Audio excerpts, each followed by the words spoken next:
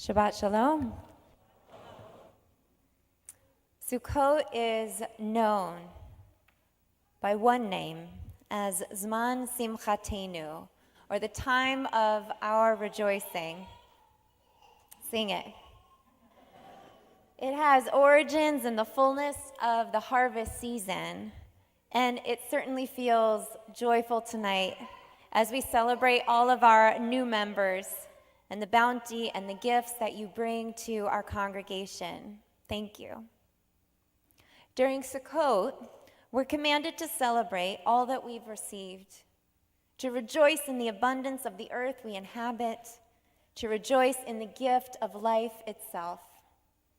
And yet at the same time, the holiday is filled with reminders of the tenuousness of those very gifts. We leave the comfort and safety of our homes and step into the sukkah, a flimsy, temporary structure. And when I say flimsy, I mean mine blew over on Wednesday with all the rain. In the sukkah, we are acutely aware of the forces of the natural world and the impermanence of the possessions we normally pretend will protect us. But we hardly need the reminder this year of our fragility and vulnerability. With Harvey, Irma, and Maria, we are all too aware of the winds and the rains that can tear through a city, a state, an island, a key. The vulnerability that we experience in a sukkah was felt by all of us a few weeks ago. With Mexico, we saw how abruptly an earthquake can shake a community to its core. And with the news of the devastation that was wrought on Sunday night, the largest mass shooting yet, we struggle to find our way back to feeling safe and protected. Sukkot is a harvest holiday where we thank God for the bounty. So let us find solace in Psalm 126, verse 5, where we say, "Those who sow in tears will reap in joy." In the face of the uncertainty of our lives, Sukkot reminds us that it's our purpose, for as long as we are here, to build and to plant, to live and to give life as joyfully, bravely, and generously as we can. We send aid to those who did not fare as well as we did this hurricane season. We send aid to those in Mexico. We can be kinder to the planet in how we consume and safer in our construction through regulation. Another way we can sow in tears is to ask Congress to protect common sense gun safety laws. Believe it or not, the House of Representatives is now poised to vote on the SHARE Act. The SHARE Act would weaken a federal law that regulates the sale of gun silencers. Silencers disguise the sound of gunfire and make it difficult for people, including law enforcement officers, to recognize and locate active shooters. Paddock only stopped shooting when a hotel security guard was able to locate him by hearing the sound of the gunfire. Otherwise, he would have continued to take lives. Please call our representatives and tell them you oppose the SHARE Act.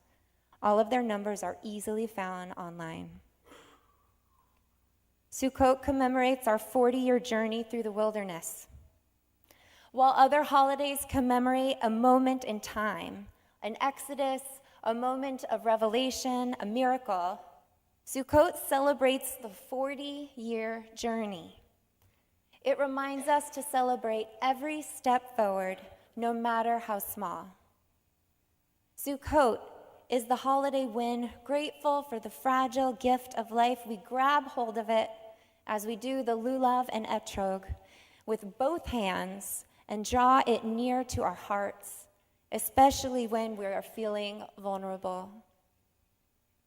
In the Babylonian Talmud, in the book Sukkah, we see an explanation that says that a sukkah must have 2 complete walls and 1 partial one. even as small as a handbreadth. Richard D. Nelson, Professor Emeritus of Biblical Hebrew and Old Testament at Southern Methodist University, interprets this as the walls being an upper arm, the forearm, and the hand. Therefore, when we are in the sukkah, we are in God's embrace. We are held in God's arms. Therefore, when we erect a sukkah, we're creating a divine embrace. We need that right now. So this Shabbat, as we celebrate our new members and celebrate Sukkot, I invite you to think about how we can, together, build the divine brace we all crave right now. And with that, it is my honor to invite up Rita Diaz, who is the head of our membership director. She's the head and the director. And I know you all know Rita well. She really is one of the many hearts of this institution, but definitely knows our congregates like no one else, and is always telling us of how amazing you are and the gifts that you have to share. So welcome, Rita. Shabbat Shalom, everyone. Welcome. Welcome to this special annual Shabbat. I'm very, very proud to say that this year, which began July 1st, we have 118 new families that have joined our community and our family. Hi, Sokos. And a lot of whom weren't able to attend tonight. I don't know whether it's the recuperation from the hurricane, but I do know that 5 of our new day school families called to cancel this morning about the children having a little bit of a stomach bug. And so I am going to try to only call those families that I know are here tonight. We have many, many gifts to offer you here. The programming, the services, our clergy. We have a wonderful program that we started this past year called Havara Connection. And if you would like to participate and join a Havara, you can, if you're staying for dinner, you'll find a form on the table, which Rabbi Barris will elaborate when we go next door into the social hall. If not, you can go online to our website and fill out the application and let us know what your interests and your gifts are, and we'd be happy to place you. And it'll give you an opportunity to make new friends, rekindle relationships with old friends. So I thank you. David and Sandy Abraham, please come to the bima.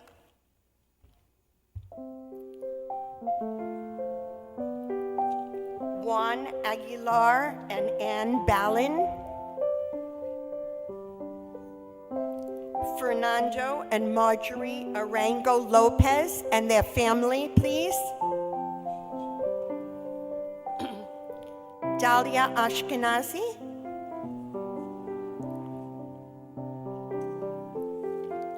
Michael and Maggie Brodke and their daughter Leah. Harris and Mickey Cohen.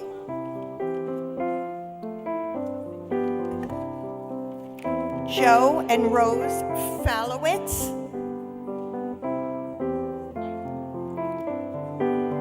Jim and Cheryl Fishman.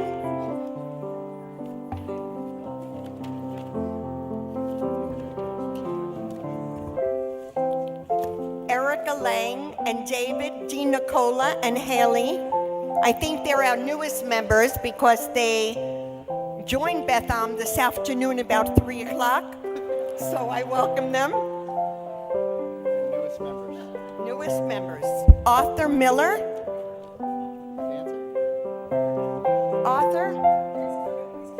Okay. David and Debbie Prinstein and their family. David. Fred Raywis. Sandy Rockowitz.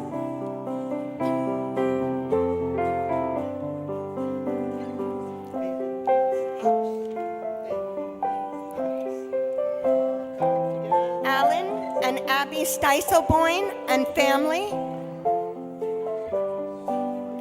Anna Maria Taboada. I hope I'm pronouncing these correctly. I practiced. Jose Travelloso. Gad and Natalia Erzbach. Kamesha and Louis Wing and family.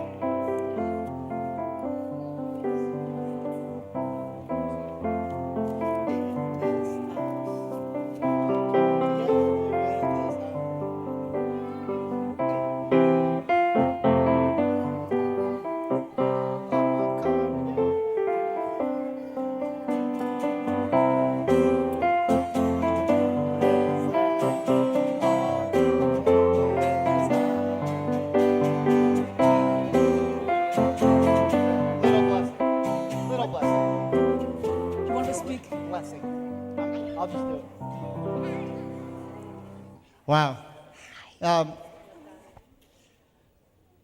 It's so amazing that all of you are here tonight. I mean, this temple community continues to grow and grow. Some of you that are standing on the bima are already so involved in a number of different things that are going on at this temple, and I know that you are a shining example to everybody in our community as you get involved, as you become more committed and dedicated to Judaism, to our community. And on this Shabbat and this Chag of Sukkot, you come with love and reverence for Torah, for the Jewish people, and for our community. And as you come, we bless you now with these ancient words from our tradition. Yivarechecha Adonai v'yishmerecha. May God bless you and always watch over you. Ya'er Adonai panav elecha v'choneka. May God shine his light upon you and always deal kindly with you. Yisa Adonai panav elecha v'yasem lecha shalom. May God lift his face upon you and grant you with an abundance of health, happiness, love, Torah, and shalom, peace. And let us all say, Amen. Amen. Welcome, Mazel Tov.